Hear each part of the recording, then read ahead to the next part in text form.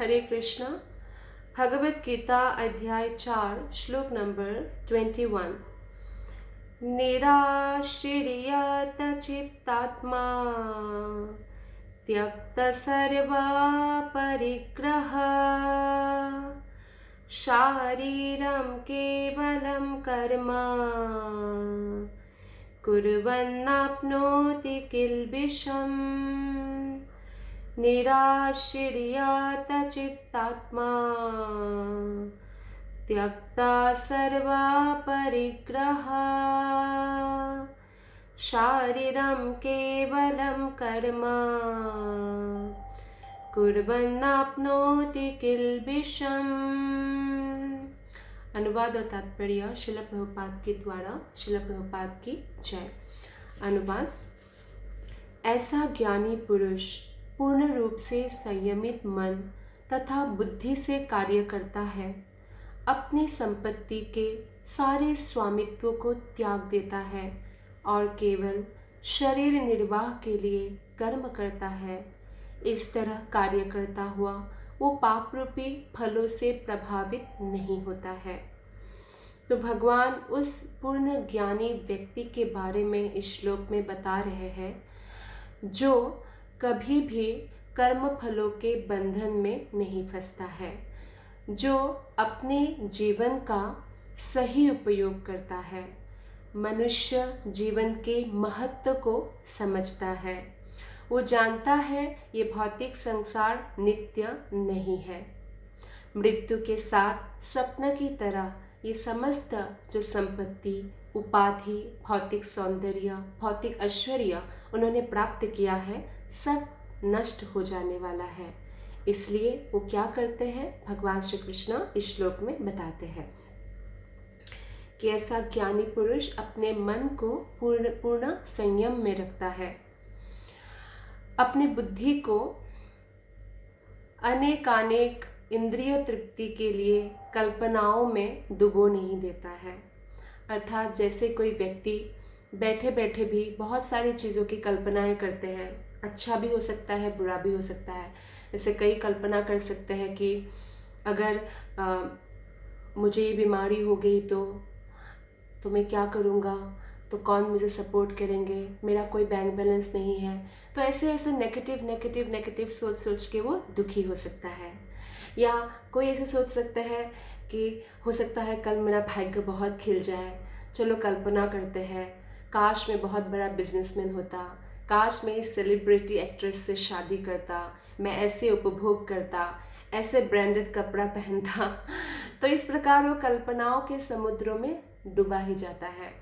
तो जो पूर्ण ज्ञानी व्यक्ति है, यानी ज्ञानी व्यक्ति है, जो श्रीमद् भागवत गीता का श्रवण पठन करते हैं प्रामाणिक गुरु के अधीन होकर, तो ऐसे ज्ञानी व्यक्ति मन पर पूर्ण संयम रखते हैं। अर्थात वो मालूम है उनको कि अनेक कल्पनाओं से कोई भी लाभ नहीं मिलने वाला। क्यों ना मैं अपने मन को कृष्ण के नाम, गुण, रूप, लीला, धाम आदि में लगाऊं। और संयमित, उनका बुद्धि भी संयमित होता है। मान लीजिए उसका मन हुआ, कोई भी हो सकता है मन में कोई गलत चिंताएं भी आ सकती है कि ये करने का मन है ना, तो ऐसा आ सकता है क्योंकि ये भौतिक संसार है और चारों ओर जो है भौतिक प्रदूषण है। तो अगर ऐसा आया भी, जैसे फॉर एग्जाम्पल कोई एक पुरुष है और उसके मन में किसी स्त्री के प्रति आकर्षण पैदा हो गया, लेकिन वो बुद्धि से काम लेगा। अर्थात वो बुद्धि उसके मन को कंट्रोल करेंगे, वो शास्त्र के हिसाब से देखेंगे और अपने बुद्धि को संयमित कर लेंगे। यानी मन की इंद्रिय तृप्ति करने के लिए वो बुद्धि को नहीं लगाएंगे, कहने का तात्पर्य यह है। तो इस प्रकार वो संयम रखते हैं, मर्यादा में रहते हैं, मन से, बुद्धि से, और इस प्रकार वो कार्य करता है जो कृष्ण को प्रसन्न करे। जैसे कोई बच्चा अपने माता या पिता के लिए बहुत ज़्यादा श्रद्धालु है, जैसे माता पिता को बहुत श्रद्धा रखते हैं, आदर भाव रखते हैं, सम्मान करते हैं, तो कोई भी गलत कार्य करने से पहले वो सोचेगा, या कोई भी कार्य करने से पहले, क्या ये मेरे माता पिता को अच्छा लगेगा। तो इस प्रकार एक भक्त होते हैं। तो भक्त हर कार्य करने से पहले सोचता है कि क्या ये मेरे गुरु और कृष्ण को अच्छा लगेगा। तो इस प्रकार से वो मन और बुद्धि को हमेशा संयम में रखते हैं। और इतना ही नहीं, उसने हो सकता है कोई भौतिक संपत्ति उनके नाम पर हो और उसने कमाया भी हो भौतिक संपत्ति, तो इन सारे भौतिक संपत्तियों का जो स्वामित्व का भाव है कि मैं मालिक हूँ, तो ये जो मालिक होने का जो भाव है, ये स्वामित्व का जो भाव है, उसको परित्याग कर देते हैं। वो जानते हैं कि सभी धन जो है, सभी ऐश्वर्य जो है कृष्ण का है, मैं इसका स्वामी नहीं हूँ, स्वयं भगवान इसका स्वामी है।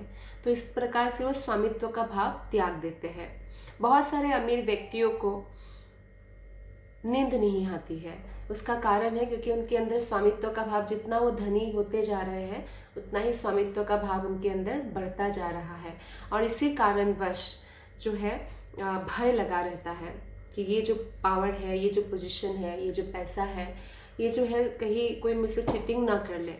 तो इस प्रकार से वो हमेशा उसके ऊपर ध्यान लगा कर रखते हैं। और जो बुद्धिमान व्यक्ति है वो केवल शरीर निर्वाह के लिए कार्य करते हैं, यानी रोटी, कपड़ा, मकान, मेडिकल। तो ये 4 चीज़ अगर है तो बस जीवन बहुत सुंदर है। पूरी दुनिया सुख के पीछे भाग रहे हैं, लेकिन उनको पता नहीं है सुख किस में है। जब मन में शांति नहीं है तो कितना ही फैसिलिटी क्यों ना हो हमारे पास, हम सुखी कैसे हो सकते हैं। तो इसलिए शांति मन में ज़रूरत होती है। और मन में शांति कैसे प्राप्त होंगे? स्वामित्व भावना की त्याग करने से, कृष्ण के चरण कमलों में मन को लगाने से। तो इस प्रकार से वो केवल शरीर निर्वाह के लिए कर्म करता है। इस तरह कार्य करता हुआ वो पाप रूपी फलों से प्रभावित नहीं होता है। कृष्ण भावना भावित व्यक्ति कर्म करते समय कभी भी शुभ या अशुभ फल की आशा नहीं रखता। वो हर कार्य को भगवान कृष्ण के प्रति समर्पित होकर करता है। ये नहीं सोचता है कि इसका शुभ फल होगा कि अशुभ। वो अपने कर्तव्य का पालन करते हैं। यहाँ तक कि वो जो बोलते हैं ना कि इसका जो गौरव है वो मिलना चाहिए, मुझे क्रेडिट मिलना चाहिए, तो उसके प्रति भी वो कोई लालायत नहीं रहता। जैसे उन्होंने कोई दान दिया है तो उस दान के प्रति भी वो ऐसा नहीं है कि उसके बदले में उनको कुछ मान सम्मान चाहिए। इस भावना का भी वो त्याग करता है। उसके मन और बुद्धि पूर्णतया वश में होते हैं। तो हमारा हर एक दिन एक प्रकार से नया परीक्षा है हमारे सामने। ये जो भगवान श्री कृष्ण ने कहा है उसके हिसाब से हम जीवन जी पा रहे हैं कि नहीं जी पा रहे हैं, हमें बस वो चेक करना है। तो कई बार हम फेल होंगे, लेकिन प्रयास करते रहने से हम पास होने लगेंगे। तो इस प्रकार हम हर दिन मन और बुद्धि को संयमित रखने का हमें प्रयत्न करना चाहिए। हमारी ऐसी प्रयत्न से गुरु और कृष्ण बहुत प्रसन्न होते हैं। तो ऐसा भक्त जानता है कि वो परमेश्वर का भिन्न अंश है, अतः अंश रूप में उसके द्वारा संपन्न कोई भी कर्म उसका ना होकर उसके माध्यम से परमेश्वर द्वारा संपन्न हुआ होता है। तो भगवान के हम अंश हैं और ऐसा हम नहीं कर सकते हैं कि हम कोई भी चीज़ को जैसा हम मन चाहे वैसा हम कर दें। हर एक वस्तु को करने के लिए हर कोई जीवात्मा कृष्ण पर ही निर्भरित है। यहाँ तक कि देवी देवता जो शक्ति संपन्न जीवात्माएं हैं वो भी कृष्ण पर ही निर्भरित है। तो जैसे कोई व्यक्ति हाथ हिलाता है तो स्वेच्छा से नहीं हिला सकते हैं, तो वे अपितु सारे शरीर की चेष्टा से हिलता है। यानी भगवान के जो भक्त हैं वो इस बात को जानते हैं कि अगर मेरा हाथ हिल रहा है, मैं आंखों से देख पा रहा हूँ, मैं कानों से श्रवण कर पा रहा हूँ, वो भी सब भी कृष्ण की ही कृपा है। तो इसमें प्रभुपाद जी ये उदाहरण दे रहे हैं हाथ हिलने को लेकर कि जैसे हाथ हम हिला रहे हैं तो शरीर ने चेष्टा किया इसलिए हिला, ऐसे अपने आप हाथ अपने आप नहीं हिल रहा है ना। तो इस प्रकार से कृष्ण भावना भावित व्यक्ति भगवत इच्छा का अनुगामी होता है। वो हर बात पर कृष्ण की इच्छा पर निर्भरित होता है क्योंकि उसकी निजी इंद्रिय तृप्ति की कोई कामना नहीं होती है। वो यंत्र के एक पुर्जे की भांति हिलता डुलता है। जिस प्रकार रख रखाव के लिए पुर्जे को तेल और सफाई की आवश्यकता पड़ती है, उसी प्रकार कृष्ण भावना भावित व्यक्ति कर्म के द्वारा अपना निर्वाह करता रहता है, जिससे वो भगवान की दिव्य प्रेमा भक्ति करने के लिए ठीक बना रहे। तो जो भगवान के भक्त होते हैं, जैसे कोई मशीन चलाने के लिए आपको उसका जो है सर्विसिंग करना पड़ता है ना, वैसे ही भगवान कृष्ण के जो भक्त हैं उनको मालूम है कि ये मनुष्य शरीर कृष्ण की सेवा के लिए मिला है, और इस शरीर में हम भगवान कृष्ण की सेवा करके भगवत धाम जा सकते हैं, कृष्ण के पास जा सकते हैं, कृष्ण का प्रत्यक्ष दर्शन कर सकते हैं, या निरंतर जो है हम नित्य मुक्त अवस्था को प्राप्त कर सकते हैं। तो इसीलिए वो क्या करते हैं, इस शरीर को बस वो मेंटेन रखते हैं, इतना अत्याहारी नहीं बनते, इतना ज़्यादा नहीं खाते अपने इंद्रिय तृप्ति के लिए कि जो शरीर को ज़रूरत नहीं है। बहुत अधिक खाने से भी बीमारियां आती है। शरीर को जितना ज़रूरत है उतना ही व्यक्ति को आहार ग्रहण करना चाहिए। तो इस प्रकार जो है किसी शरीर के निर्वाह के लिए जो उनको करना चाहिए, जो शरीर की साफ सफाई, शरीर की आहार का ध्यान रखना इत्यादि, ये सब वो करते हैं और भगवान की दिव्य प्रेमा भक्ति को प्राप्त करने का प्रयास करता है। मेहनत में मैजिक है ना। तो हर एक चीज़ कार्य करने के लिए भौतिक संसार में भी हमें मेहनत करनी पड़ती है, लेकिन जो ज्ञानी पुरुष है वो ये मेहनत ऐसे व्यर्थ नहीं जाने देता है, वो हर मेहनत कृष्ण को प्रसन्न करने के लिए करता है।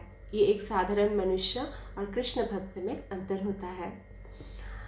अतः वो अपने प्रयासों के फलों के प्रति निश्चित रहता है। पशु के समान ही उसका अपने शरीर पर कोई अधिकार नहीं होता। कभी कभी क्रूर स्वामी अपने अधीन पशु को मार भी डालता है, तो भी पशु विरोध नहीं करता, ना ही उसे कोई स्वाधीनता होती है। जैसे कई बार लोग पशु पालते हैं, तो पशु को एक प्रकार से वो अपना संपत्ति समझते हैं। जैसे बहुत लोग कुत्ता पालते हैं, तो उसको कई बार हो सकता है कि वो क्रूर स्वामी है, यानी बहुत क्रूएल मालिक है, तो हो सकता है पीट पीट के मार भी डाले, तो भी पशु इसका विरोध नहीं करते और स्वामी के हाथों मारे जाते हैं। तो पशु उसकी कोई स्वाधीनता नहीं होती है।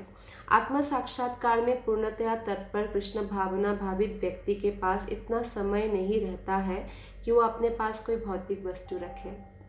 वो अपना हर समय कृष्ण के लिए व्यतीत करते हैं, कोई भौतिकता में व्यतीत करने के लिए कोई समय नहीं बचाते हैं। अपने जीवन निर्वाह के लिए उसे अनुचित साधनों के द्वारा धन संग्रह करने की आवश्यकता नहीं रहती। एक्चुअली अनुचित साधन मतलब जैसे चोरी डकैती या करप्शन या कोई भी प्रकार का लोगों को धोखा देकर धन कमाना, ये करने की आवश्यकता नहीं है, क्योंकि वो एक साधारण जीवन में खुश रहते हैं कि रोटी कपड़ा मकान और उनकी जो चिकित्सा यानी मेडिकल, तो इसमें वो खुश रहते हैं और उतने में ही वो गुजारा करके कृष्ण की भक्ति में अपना जीवन को लगाते हैं। उनमें कोई लालच नहीं होता है। तो इस प्रकार जो है